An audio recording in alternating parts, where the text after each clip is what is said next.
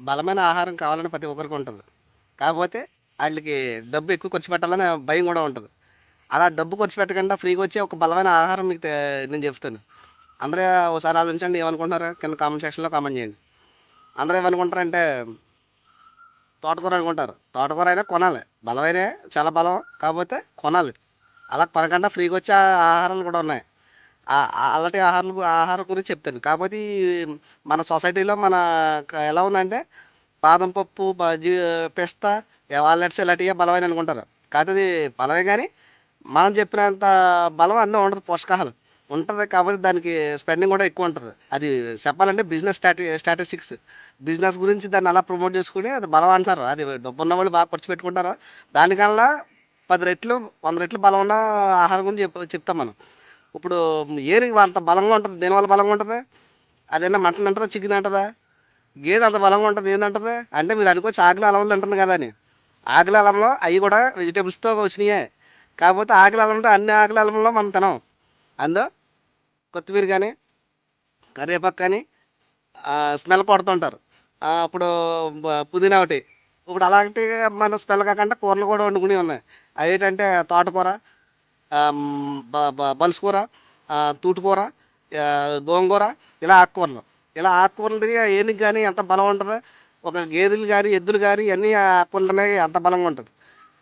నీస్తున్న వాటిల్లో పెద్ద బలం ఏమి ఉండదు. కాకపోతే చాలామంది ఏమనుకుంటారంటే మాంసం, గుడ్లు, చేప, పాలు తాగితేనే బలం అనుకుంటారు. వీటిలన్నిటికంటే బలం నేను ఇప్పుడు మీకు ఫ్రీగా ఫ్రీగా మనం వండుకోగలిగే ఆహారం గురించి చెప్తాను చూడండి.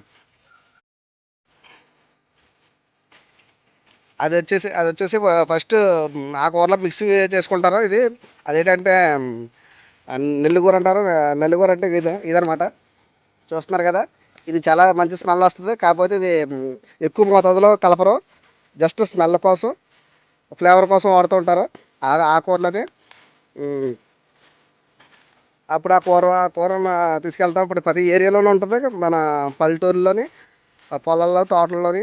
కాకపోతే వరి పొలాల్లో ఉండదు. ఏంటది నీటికి ఎక్కువ బతకదు అనుకుంటా. ఎక్కడ నీరున్న ఏరియాలో బాగా చూడలేదు నేను. డ్రై ఏరియాలోని పొడి ప్రాంతాల్లోనే ఉంటుంది.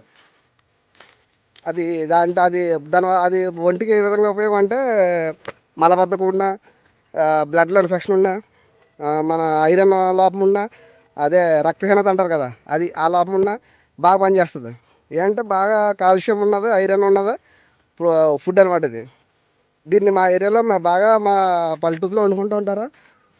సాంబార్ కానీ, పులుసు కానీ, పచ్చడి కానీ ఇలా చేస్తూ ఉంటారు. మనలాగా ఎండిపోయేలాగా ఉంటుంది చూడండి. వర్షానికి ఎలాగ ఆకుపడేసిందో మేము ఇలాంటి నేతాకులు కోసుకుంటాం. పెద్ద సైజు చూస్తే చూడండి ఎంత కొంత ముదిరింది. ఇదేనండి బలుసుకూర. ముళ్ళు కూడా ఉంటాయి చూడండి. దీని ముళ్ళు ఏ కూరగాయల కన్నా మందులు పట్టాలి కానీ వీళ్ళకి మందులు కానీ ఏం చీడపీడలు పట్టవు. ఏంటి ఇది బలంగా ఉండడం వల్ల మరి ఏడు తెలియదు కానీ ప్రతి దానికి మందులు పడతారు. ఇట్లా మందులు గిందులు ఏమి ఉండవు. చూసారు కదా ముళ్ళు.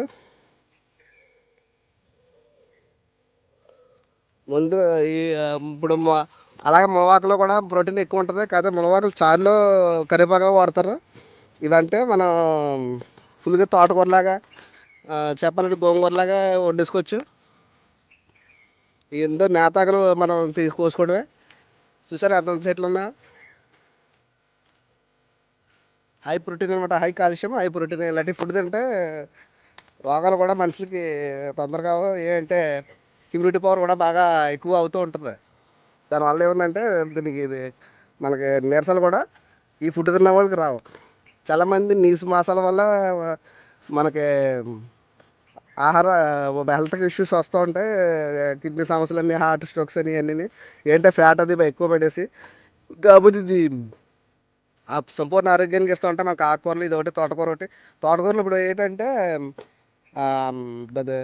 దేశవాళీ కాకుండా మనకి హైబ్రిడ్ తోటకూరలు వచ్చేసి కలర్లో వస్తున్నాయి. పిండిలు వేస్తున్నారు. పిండేయడు, గిన్నెలు చల్లడం, తీసేయడం, పిండేయడు. అలా పిండిలా కాకుండా న్యాచురల్గా బతుకుతుంది ఇది. దీనికి నీళ్ళు కూడా పోయరు. అది ఎగన అదే అడవిలో బతుకుతుంది బాగా. ఇది పల్లెటూరులో ఫేమస్.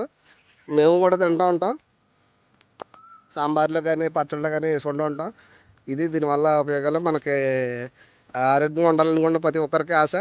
ఆ ఆశ ఉంటే సరిపోదు. దానికి తగ్గ ఆచరణ మన ఫుడ్ మెయింటెనెన్స్ కూడా ఉండాలి. ఇది ఇవాల్టి వ్లాగ్.